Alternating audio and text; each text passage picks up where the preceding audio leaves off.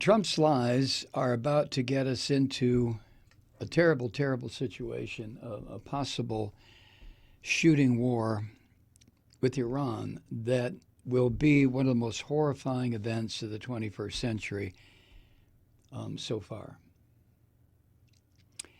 And the liars and thugs around him, like this bastard Mike Pompeo and this war lover, what's his name?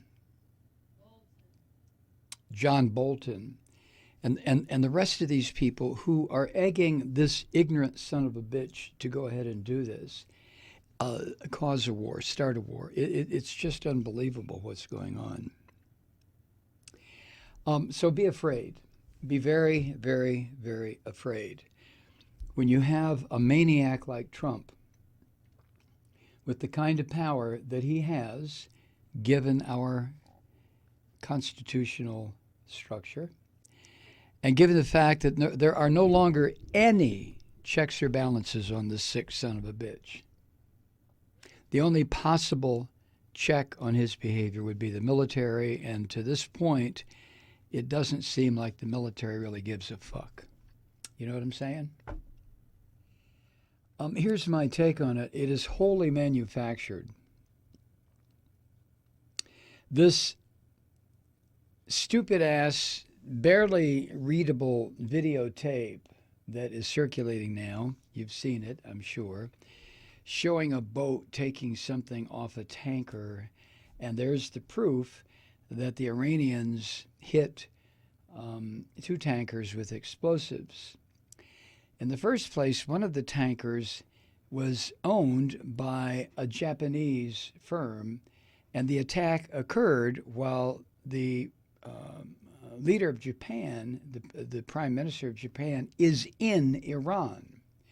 So Trump and Bolton and Pompeo and the rest of these lying sons of bitches want the American public to believe that the Iranians would do such a thing while the premier of Japan was in the country. Let me share with you, first of all, the owner of a Japanese tanker. This was in the Washington Post. The owner of a Japanese tanker attacked in the Gulf of Oman offered a different account Friday of the nature of the attacks than that provided by the United States. Oh, a different opinion. Yutaka Katada, president of the Kokuka Sangyo Shipping Company, said the Filipino crew of the Kokuka Courageous, that's the name of it, tanker, said their vessel was hit by flying objects, not a mine. The United States said the tanker was attacked by limpet mines, and the United States released a video that the United States said showed men aboard an Iranian boat removing an unexploded mine from one of the ships. That makes sense. But the owner of the boat, the tanker, offered an alternative version of how the events unfolded. Another fake news report, this time by the Japanese, right? Mr. Katada said, quote, "To put a bomb on the side is not something we are thinking. If it's between an explosion and a penetrating bullet, I have a feeling it is a penetrating bullet. If it was an explosion, there would be damage in different places, but this is just an assumption or a guess." End quote. Very Japanese. He doesn't want to say that President Bone Spurs is a fucking liar. The Courageous, one of the two ships that were hit in these suspected attacks in the Gulf of Oman, was displayed during a news conference by the ship owner at the company office in Tokyo on June 13. So everybody had a chance to see it. Gosh, that doesn't look like a mine. On Thursday, last Thursday, company officials said the vessel, which had been carrying methanol from Saudi Arabia to Singapore, was first hit by what appeared to be an artillery shell toward the stern. Why, that's not what the United States is reporting. Causing a fire in the engine room that crew members were able to extinguish. 3 hours later, the ship was again attacked on the same side in the center of the hull, at which point the captain felt it was no longer safe and ordered the crew to take to the lifeboats. The owner of the shipping company said, Mr. Katada said Friday, quote, when the shell hit, it was above the water surface by quite a lot. Because of that, there is no doubt that it wasn't a torpedo or a mine.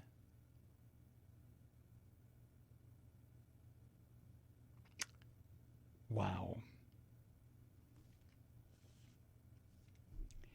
Company officials owned the tanker said Thursday that the ship was set on the port side, but photos released by the United States show damage and a suspected mine on the starboard side.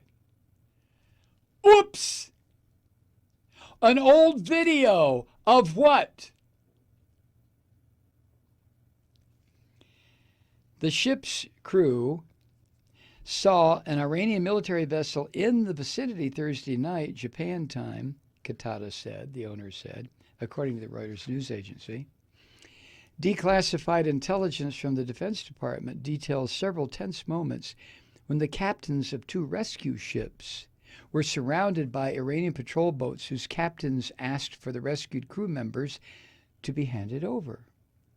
According to the account, the Hyundai Dubai oil tanker rescued the seamen of a Norwegian ship that also came under attack Thursday, but it was soon surrounded by Iranian military vessels.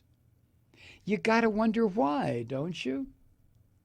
Could it be that the Iranians knew what this plan was for this attack to occur and then make it look like the Iranians, had conducted the attack? No, that couldn't be. An Iranian Navy ship raced to the rescue ship even as U.S. Navy's guided missile destroyer USS Bainbridge was nearing. And the Iranian captain asked to take the Kokuka courageous crew aboard, quote, so they could transfer personnel and render assistance to the crew, end quote. The owner of the Japanese tanker instructed the crew not to get on the Iranian ship, so they boarded the Bainbridge instead. This is the problem with having a lying son of a bitch as president. Who are you going to believe? This is what Max Boot wrote. More than 3 years ago, in March 2016, I joined 121 other Republican foreign policy analysts, I was then a Republican, to sign an open letter about then-candidate Donald Trump, published on the national security website War on the Rocks. The letter warned the following. His vision of American influence and power in the world is wildly inconsistent and unmoored in principle. He swings from isolationism to military adventurism within the space of one sentence. His advocacy for aggressively raging trade wars is a recipe for economic disaster. His embrace of the expansive use of torture is inexcusable. His hateful anti-Muslim rhetoric undercuts the seriousness of combating Islamic radicalism by alienating partners in the Islamic world. His insistence that Mexico will fund a wall on the southern border inflames unhelpful passions and rests on an utter misreading of and contempt for our southern neighbor. His insistence that close allies such as Japan must pay vast sums for protection is the sentiment of a racketeer, not the leader of the alliances that have served us so well since World War II. His admiration for foreign dictators such as Vladimir Putin is unacceptable. He is fundamentally dishonest. His equation of business acumen with foreign policy experience is false. End quote. The letter concluded, quote, Mr. Trump's own statements lead us to conclude that as president, he would use the authority of his office to act in ways that make America less safe and which would diminish our standing in the world, end quote. Max Boot writes, I wish we had been wrong, but we were all too right. The only warning that has not been vindicated is that his anti-Muslim rhetoric would alienate Muslim allies. President Trump's kowtowing to the rulers of Egypt, Saudi Arabia, and the United Arab Emirates has kept them aligned, but all the other debilities we foresaw are now abundantly manifest. Trump has shown no ability to grow in office, but that is hard to learn if all you read is Fox News. He is today the same compulsive liar and erratic ignoramus he was at the start of the 26 campaign, only now the stakes are much higher.